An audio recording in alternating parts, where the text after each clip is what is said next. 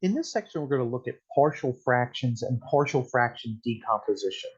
So we're going to define what a partial fraction is, and we're going to be able to decompose partial fractions, regardless if they have distinct or repeated linear factors or distinct or repeated quadratic factors that are prime.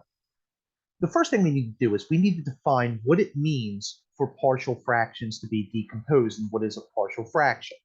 So if I was to add these two fractions together, okay, so let me just do that off to the side. So if I had 3 over x plus 5 over x plus 2, we would get a common denominator of x times x plus 2. And we would say, okay, well, I'm going to multiply and make both the denominators x plus 2. And whatever I'm missing going from one fraction to the next, that's what I need to multiply in the numerator. So up here, we have an x plus 2, and up here we have an x. And so if I combine like terms, 3 and 5 gives me 8x. 3 times 2 is 6, and then over the least common denominator, x times x plus 2. All right, so that's just partial, that's addition, okay? What if we wanted to go backwards for some reason and break it up into the original summits? Okay, well, that's what we're going to do. Is we're going to go through and we're going to break it up. So partial fraction, if we add two fractions, addition is getting the 8x plus 6 divided by x plus 2. Decomposition is going the other way. Okay, so in other words, it's kind of like a circle, if you would. Okay, to where we could just keep decomposing and adding all we wanted. So decomposition is taking the answer and breaking it up into the summons. Okay, and some people might be wondering, well, why do we need to do that?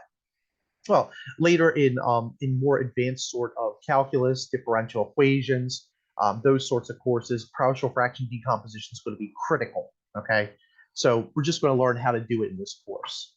So how do we do that? Okay, so what we're going to do is we're going to break up into these undetermined coefficients. Okay, so we're just going to decompose based on what the denominator looks like. Okay, so if we have linear factors that are distinct, okay, this is actually an example of linear and distinct. So linear, remember, is like x plus 2, 2x plus 1. Those are all linear.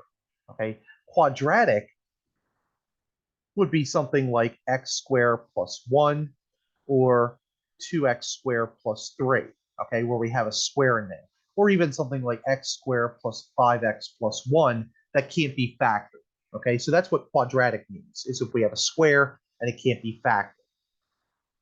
So if we have linear distinct factors, what we're going to do, what we're going to do is we're going to take and put an undetermined coefficient over top of each of the distinct linear factors. So the setup would be, for this one, a over x plus 1, b over 2x plus 5, c over 3x minus 1.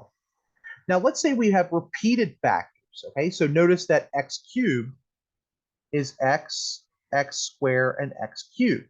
And then x plus 1 squared is x plus 1, x plus 1 squared. What I'm going to do for each unique power, I'm going to give it its own partial fraction. So a over x, b over x squared, c over x cubed, d over x plus 1, e over x plus 1 squared. If I have distinct quadratic factors, instead of a, we're going to have ax plus b in the numerator. So notice this is quadratic. So we have ax plus b. This is quadratic. So now we have a cx plus d.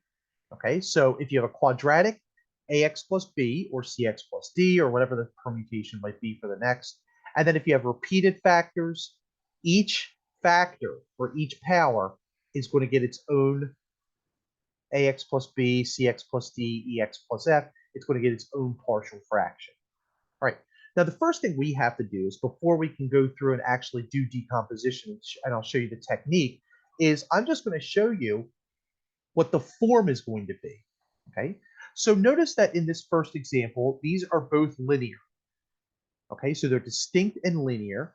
So that means that the decomposition would be a over x minus 5 plus b over x plus 2. All right, so again, linear factors, they're distinct because they don't look alike. That's what it's going to look like. Okay, for this one, x plus 7, x squared plus 3, we have one that's linear and one that's quadratic.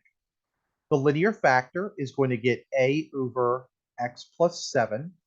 For the quadratic factor, we're going to have bx plus c. Okay, so we just go in alphabetical order, x squared plus 3. Finally, for this last one, okay, notice that we have a linear factor inside, but it's also repeated because of this square. And then we have a linear but distinct. Okay, so the way I'm going to set this up is a over x minus 4. Then we're going to go up to the next power, b over x minus 4 squared.